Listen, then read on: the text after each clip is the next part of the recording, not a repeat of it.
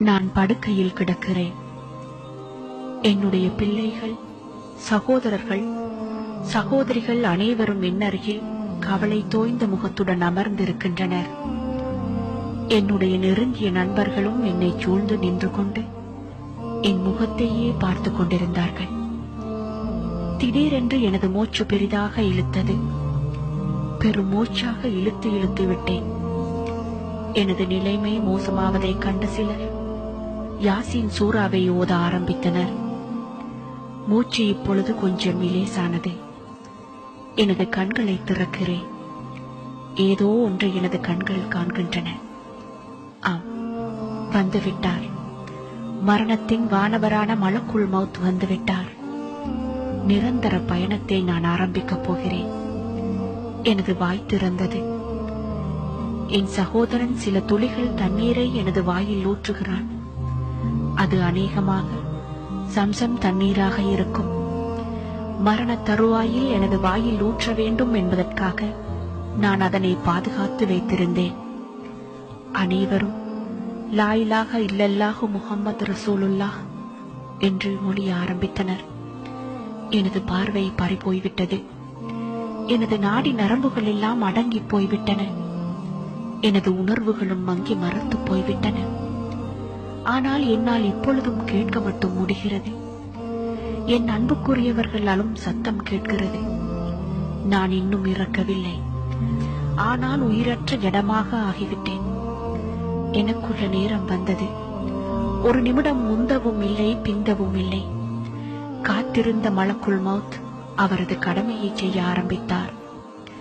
விசுக்கென்று என் உயிரை பிடுங்கினார். என் உடல் சட்டென்று குலுங்கி அடங்கியது. அவ்வளவுதான், எல்லாம் முடிந்துவிட்டது. நான் இவ்வுலகை விட்டு பிரிந்து விட்டேன். என்னை வழி அனுப்பி வைப்பதற்குள்ள ஏற்பாடுகள் ஆரம்பமாகின.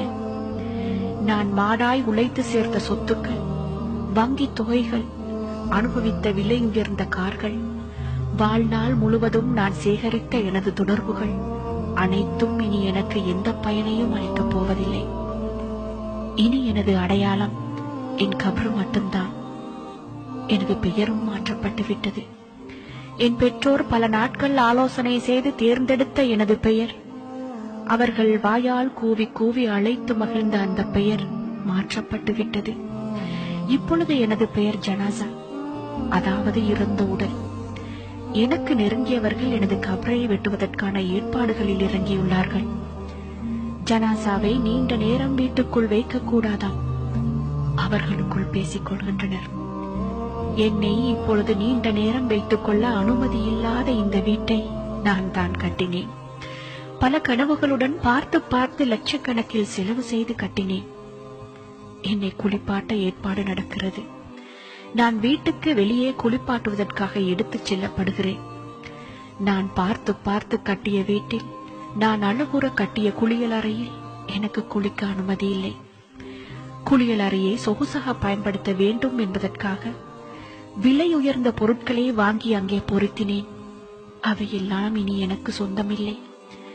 இந்த நிலையில் எனக்கு பயன்படாத இந்த பொருட்களை நான் ஏன் வாங்கினேன்? குளிப்பாட்டி முடிந்தது. என்னை வெள்ளை துணியில் சுற்றினார்கள். விலை உயர்ந்த என் ஆடைகள் எல்லாம் எங்கே போய்விட்டன? என்னை சந்தூக்கில் வைத்தார்கள். எனது விலையுயர்ந்த ஏசி கார் ஒரு பக்கம் கம்பீரமாக நின்று கொண்டிருந்தது. அது இப்பொழுது எனக்கில்லை.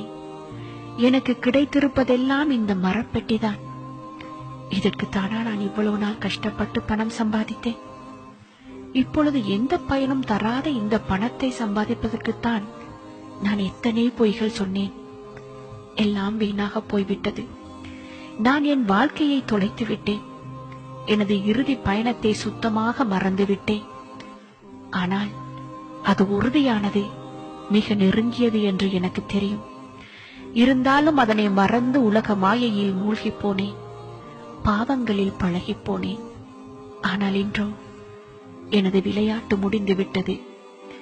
இது எனக்கு மட்டுமல்ல, உங்கள் எல்லோருக்கும் தான். நீங்கள் எல்லோரும் இதே நிலையை ஒரு நாள் அடையத்தான் போகிறீர்கள். ஒரு நாள் உங்களுக்கு இந்த உலகம் ஒரு சிறிய கனவு போல் கலைந்துவிடும்.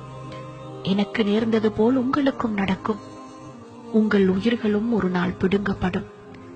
ஆதலால் தயாராக இருந்து கொள்ளுங்கள். நன்மைகளை கட்டி வைத்துக் கொள்ளுங்கள். அது ஒன்றுதான் உங்களுக்கு உதவும். உங்கள் இறுதி பயணத்தை இன்பமயமாக மாற்றும். மறுமை வாழ்வை மகிழ்ச்சிகரமாக மாற்றும். மரணத்தை மறவாதீர்கள். அது நிச்சயம் வந்தே தீரும். அது உங்களை இதோ நெருங்கிவிட்டது.